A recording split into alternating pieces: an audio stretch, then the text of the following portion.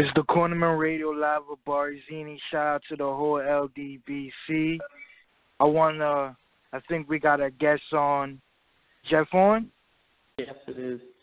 Oh, thanks for having me on the radio.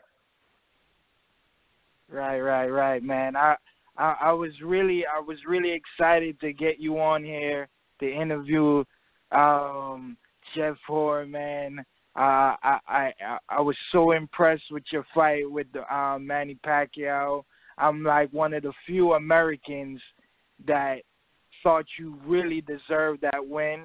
I really thought you beat Manny Pacquiao, and now you got a new fight with Anthony Mundine, man. How this Anthony Mundine fight came about? The fight came about pretty much he's been calling out for a while now.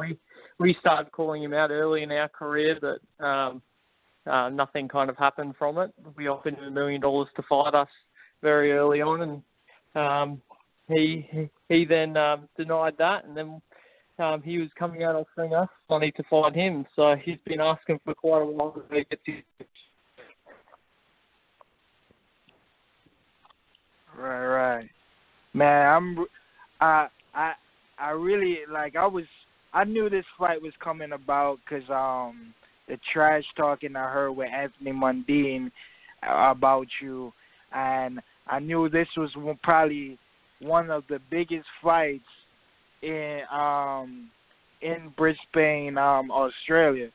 Is that yeah? Is that how the Australian fans are perceiving this fight? Yeah, exactly. It's a massive Australian boxing fight, this one. Mundine's been carrying our sport over here for quite some time. He's got a pretty big name over here, and he's done pretty well on the world stage as well. But when you join us both up together, I think this is going to be one of the biggest fights we can have down under. Right, man. I can't wait, man. I believe you're gonna beat Anthony Mundine, man. What I was so surprised. I thought this fight was gonna be at 154 at super welterweight, but y'all fought in a catchweight of 56.5. Yeah. Why this fight was at 154 instead of 156? Look, we wanted it at the welterweight, super welterweight limit, but Mundine said he couldn't get down that far, and they wanted to keep pushing the weight up, and we allowed him to do that, and we're like, fine, we'll fight at 71 kilos. This is, I don't know how many pounds that is, but yeah, we think we can still beat him at that weight. Oh, okay. Well, you are a big welterweight. People have been saying, Jeff Horn is huge. He's a huge welterweight, and most fans thought, man, you should be at super welterweight because how big you were. But like I said, I really think this is going to be a victorious night for you. Your fans is going to love to see that, and you can establish you are the new king or the king of Australia, Brisbane, Australia. So my next question for you, Jeff, is what's your relationship with Top Rank? Are you signed to them? What's your relationship with them?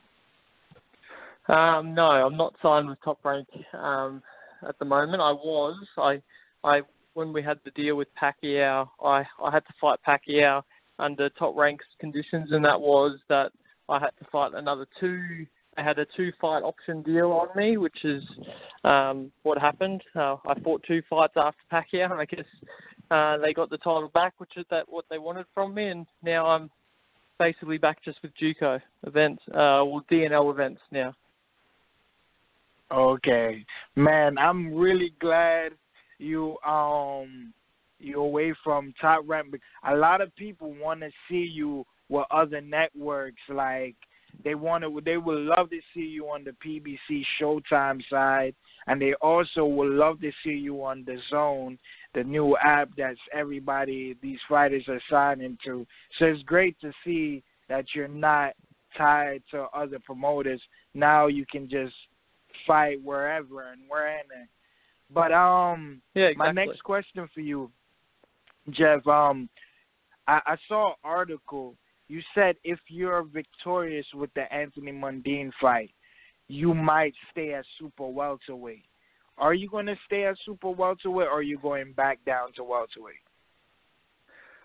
Look, that all depends on the opportunities that I get. If I get a ranking in the super welterweight division, I get offered a decent fight or a title fight or something, I'll definitely consider that as an option to stay at that weight, because I am, I suppose, reasonably big for welterweight. I did cut down a fair few kilos to get there, but yeah, it'd be good to kind of have the multiple division option.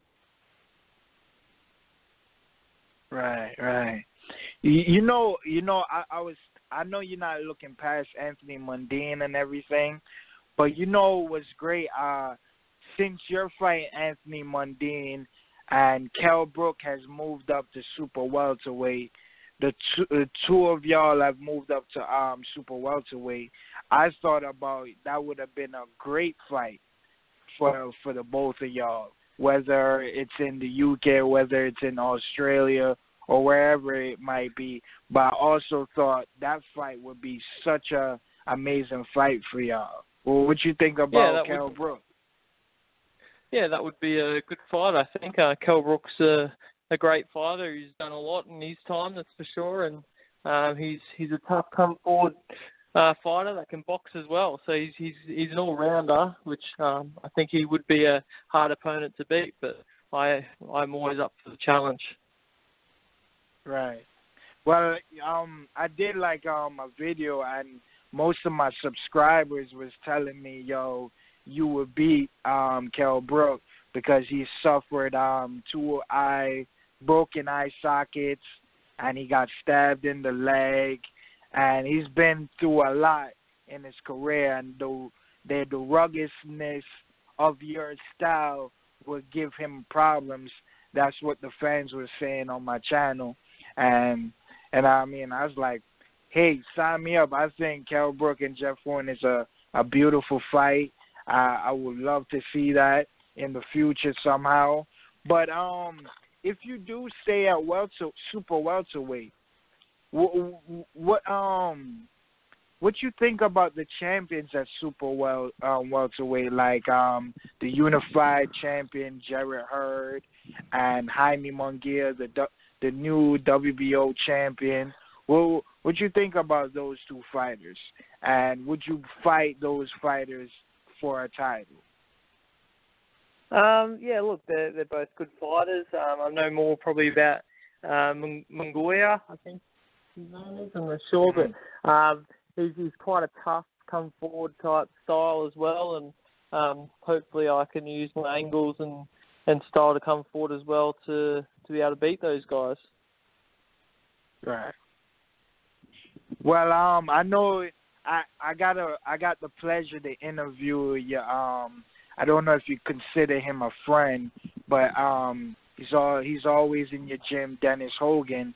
I got to interview him a couple weeks ago, and he's ranked #1 in the WBO, and he supposedly should get his shot sometime next year. What you think about that matchup for Dennis Hogan? Because I know that y'all train together. Yeah, look, Dennis Hogan's a great guy, and he's a very hard worker and a tough fighter. So I really hope he gets his shot soon. He is ranked #1 now, and he deserves his crack. And I think he stands a big chance as well. He's no pushover on the gym, that's for sure. He makes it hard work every time when we spar together, and it's very competitive. So he's definitely got what it takes to win. Right. But I also made it. I also told him, man, if Dennis comes to beat Jaime Munguia, man, that would be a big fight for y'all. I don't know how it would play out, but for you to become 2-time the WBO champion, I know that would bring a lot of wonders to your career. Yeah, it would be great to get a title back, especially in another weight division as well. And then I can call myself a 2-time weight division champion, so that would be pretty special. Right. So, if you do go back to welterweight, what kind of fights would you like to have at welterweight right now?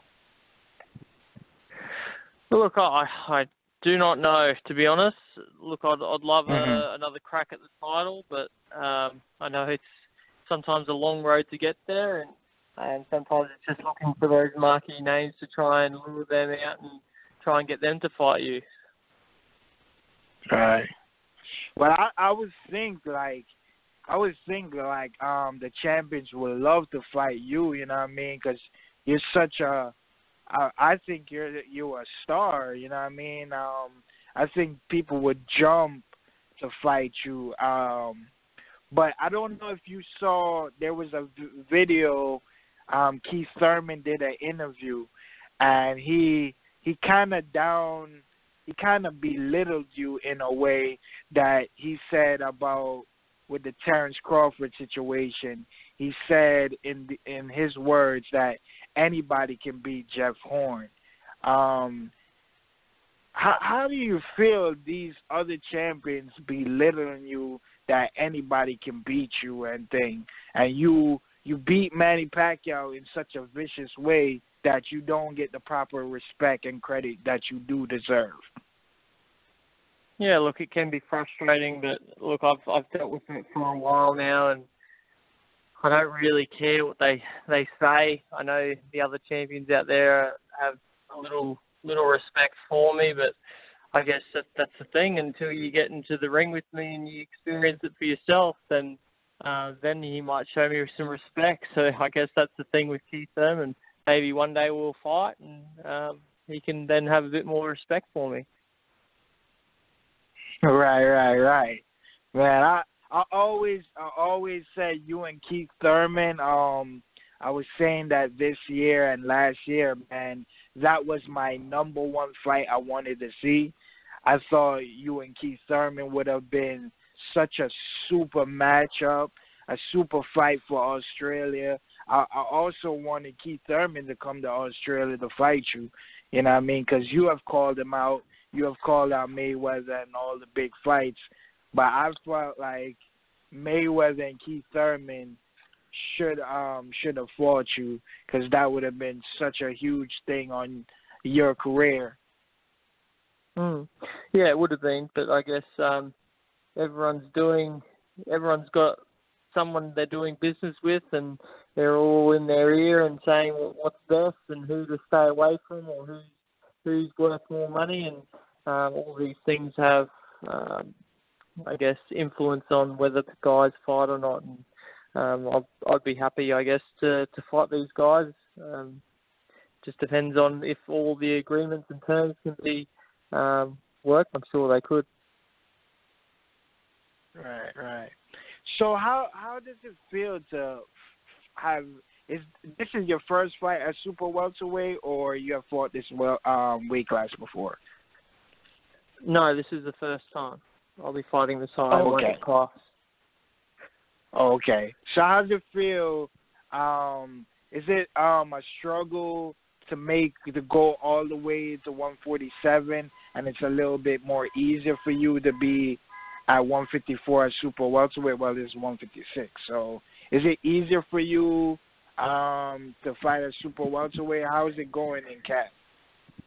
Yeah, definitely. It's a lot easier on the body. I guess it's similar at this stage. It's just I don't have to worry too much about what I'm eating. I can kind of have the luxury of not really being extremely strict on my diet, but still just putting in the right food. And it's making me kind of less stressed about the weight and more focused on the fight. That's good, man. That's good. So, Jeff Horn, man, what can you let the American fans know that they don't know about Jeff Horn? What kind of info can you give out that the fans that don't know about you so much? Because we haven't got to see your journey as much as the Australian fans? Look, I started boxing I had my first fight in 2008 as an amateur boxer and fought for 4 years and managed to make the Olympic Games, and I made the quarterfinals and lost against Dennis Berenchik, who's now fighting as a pro as well, I think. And I had a lot of tough fights in the amateurs. I think I had 66 amateur fights, and I lost 18 of them, but a lot of them were overseas and international fights as well. And then I made the transition to the pros, and now I'm doing fairly well, but just had my first loss against Terence Crawford. But I guess he's no one to kind of be ashamed of losing to, but I wish I didn't, but I guess crap happens. Right. I felt like that stoppage was not called for, man. I felt like they should have made you guys keep on fighting, because Crawford did not drop you. Crawford, they didn't give you an 8 count. I think that stoppage was very horrible. I thought the referee should have got banned because that was just horrible. I didn't see what the referee was seeing. Maybe it's different in the ring, but I felt like that stoppage was uncalled for. What's your thoughts on it? Yeah, I think they were very quick on the trigger for that one for the stoppage. I think he could have, if he wanted to, put an 8 count on just to see how I was going, but and then decided from there. But he was very quick to just wave it off at that stage. Not to say that I wasn't probably displeased from the stoppage, because I was probably over it at the time anyway, and I definitely could have kept on fighting till the end of that fight. Yeah, I believe that too, man. My next question, man, the fans also wanted to know what happened on why the fight with you and Earl Spence never happened, and do you still want that fight with Earl Spence since he is a champion still? Yeah, look, we've had no offers or talks from Errol Spence's camp about a fight, but I guess if they wanted to, they would email or contact my management to kind of sort out a fight. It is a fight I guess we're interested in as well. He is a champion, and I guess I'd love to have one of those world title belts back. Right. So how does it feel from you becoming a teacher and becoming a world champion? And I thought wasn't it like 60,000 people that came to the Manny Pacquiao fight, or I'm getting the number wrong? Yeah, it was just over 50,000. I think it was about 52 or something thousand that were in the stadium at the time. But it was absolutely swarming in there. They had people all over the field and in the stadium as well. Man. Yo, when I saw that, man, I was so happy for you, Jeff Horn. You don't understand, man. Like, I couldn't believe, like, the critics and the journalists and people from, like, Tetley Atlas was trying to piss on your parade because you worked hard for that, to be number one in the WBO, to fight Manny Pacquiao, to beat Manny Pacquiao, and not get the credit that you deserve. And, me and my friends, man, we all thought you pulled it out, and we was really happy for you. So it was, I wanted to interview you so bad because I was like, man, I really want to have Jeff Horn on because, man, this guy is like a hero to Australia, man, to his fans and what he did and where he come from. Like, that's what I was like. I was just amazed, man. But how that feeling was, man? Like, how was it, Jeff Horn?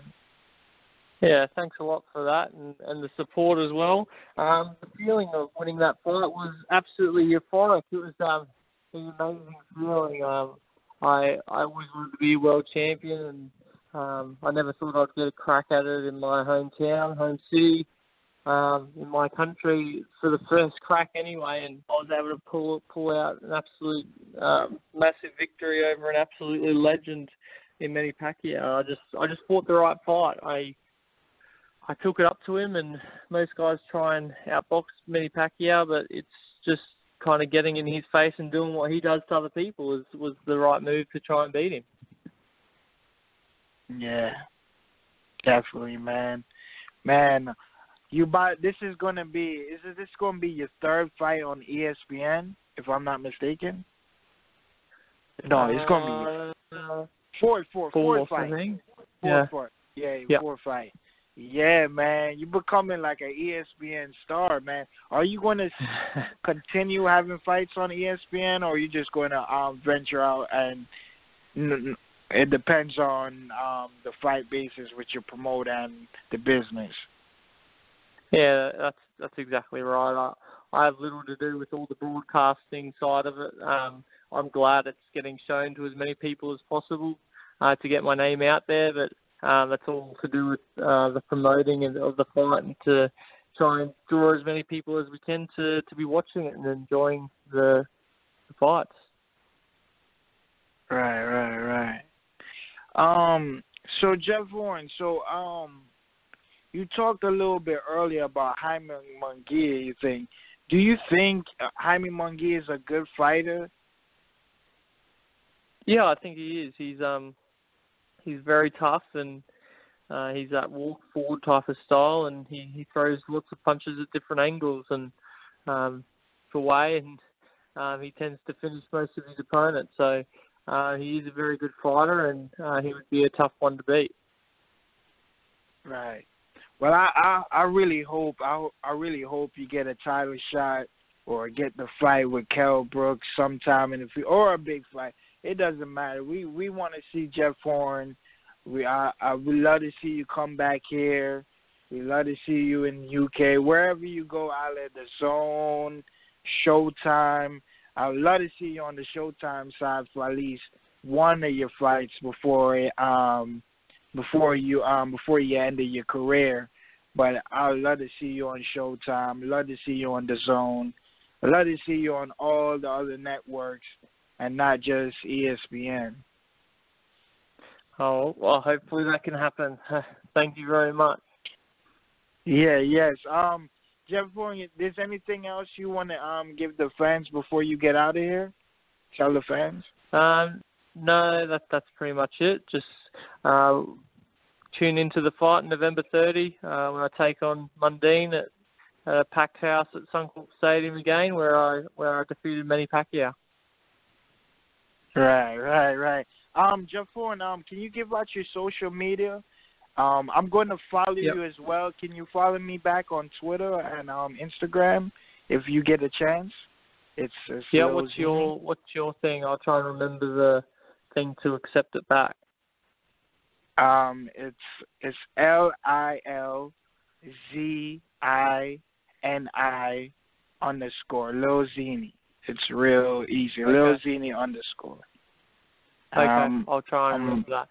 But mine is ABSA. I think that's the Instagram, and I think that's Facebook as well. Okay, yeah. Well, I can't wait to see you, Jeff. Can't wait to see you fight November 30th. It's really an honor having you on this show on the Cornermen Radio. I'd love to have you back on after you win your fight and all your rest of your fights, man. Thanks for having me on the Cornermen Radio. Cheers.